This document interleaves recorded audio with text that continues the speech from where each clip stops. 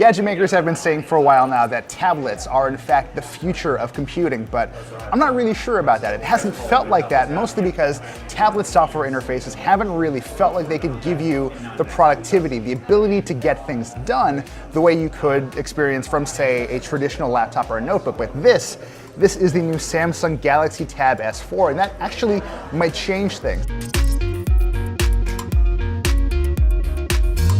This is a standard Android tablet running Android 8.1 Oreo, but it does bring the DeX interface that Samsung pioneered with the Galaxy S8 and S9 right onto the device. So you don't need a dock, you don't need to hook this up to an external display, although you can, and actually use the tablet as a second display at the same time.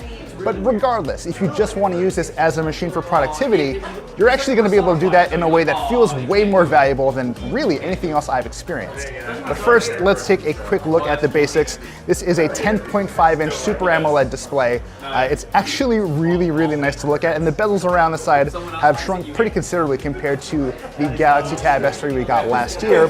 This runs a Snapdragon 835 chipset with 4 GB of RAM, and I know what you're thinking, that doesn't sound amazing. This is a pretty definitively last year chipset.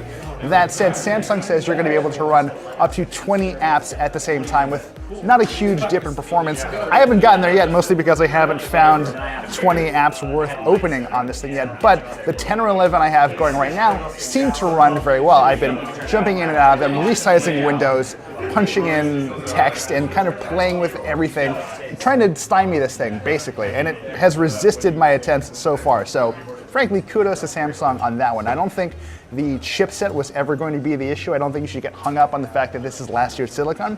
It's the software that feels much more valuable now, and that really does go a long way in making this feel capable. And again, this is the DeX desktop experience. So unlike something like an iPad Pro, for instance, which I actually use very regularly, you have an interface that feels very much like a traditional PC. So you can drag and drop between apps, you can resize windows. Multitasking runs much better on this Android tablet than maybe any other non-Windows tablet I have ever used, which is frankly kind of a big deal. I've loved the idea of being able to leave a computer at home and just travel with something light, something that does have an LTE connection, which this will get in the form of an LTE variant later in the year.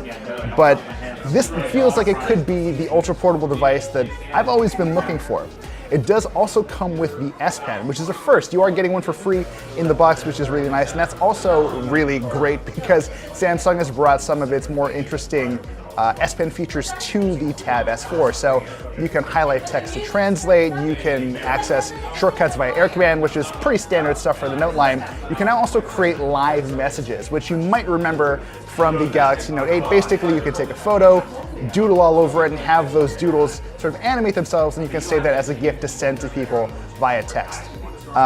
What else is going on here? This is a 64 gigabyte model, although you can get slightly more storage than that. There is a micro SD card slot as well, and around the device you'll see a set of AKG tuned speakers, which sound fine. I don't love them so far. Granted, we're in a pretty weird space right now. The screen is fantastic, but the speakers could use a little bit of work, in particular with the Dolby Atmos mode engaged. I am getting a pretty distinct lack of bass. There's not a lot of meat there, which is something that really matters to me, and presumably for some of you as well. So that's definitely something to keep in mind. This is, after all, a $650 tablet.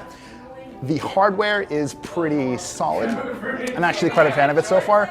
But like I've said, the real standout here is the software, the ability to kind of work with an interface that takes default Android and makes it infinitely more functional. When you want to just sit down and get stuff done, I could see myself writing stories on this. I could see myself editing photos on this, especially with the S Pen. This is the best attempt I've seen so far to bring PC-like functionality to a tablet, and I'm really looking forward to playing with this thing more. So stay tuned for more nuanced thoughts, our full story, and a whole lot more about the Tab and everything else in general from Engadget.